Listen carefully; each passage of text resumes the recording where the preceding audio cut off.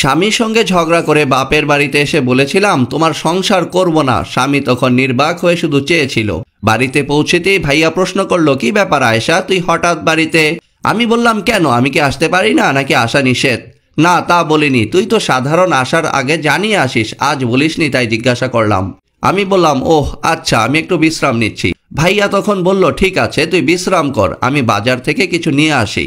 এমন মুহূর্তে ভাবি বলে উঠল, বাহ, দরদ দেখে উতলে পড়ছে বোনের জন্য। আমার বাবা মা এলে বাজারে যাওয়ার নাম গন্ধ থাকে না, আর বোন বাড়িতে আসতেই বাজারে চলে যাচ্ছে। বলছি, পকেটে টাকা আছে তো, নাকি বাচ্চার স্কুলের টাকা নিয়ে যাচ্ছ? ভাবির এমন কথায় ভাইয়া বলল, আরে এমন করে বলছে কেন, বুঝলাম না।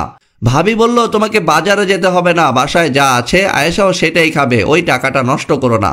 ভাবির মুখে এইসব কথা শুনে আমি কিছু বলবো কি ভেবে পাচ্ছিলাম না। পৃথিবীতে এই ভাইটি ছাড়া আর কেউ নেই আমার। বাবা মা অনেক আগেই মারা গেছেন। ভাইয়া থাক, বাজারে যেও না। আমি থাকার জন্য আসিনি, এই দিকে যাচ্ছিলাম, তাই ভাবলাম তোমাদের দেখে যাই। এখন তো দেখা হলো, আমি চলে যাচ্ছি। ভাইয়া বলল, মানে এখনই যাবি?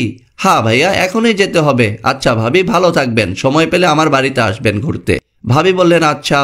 এরপর আর একটি কথাও না বলে সোজা স্বামীর বাড়িতে চলে এলাম। স্বামী আমাকে দেখে মিট মিট করে হাসছে। আমি বললাম, হাসার কিছু নেই, ভালোবাসি বলেই ফিরে এসেছি। স্বামী বললেন, হ্যাঁ জানি, শোনো তুমি রান্না বসাও, আমি বাজার থেকে কেনাকাটা করে আসছি। আসলে বিয়ের পরে যদি সুখের কোনো স্থান থাকে সেটা স্বামীর ঘর।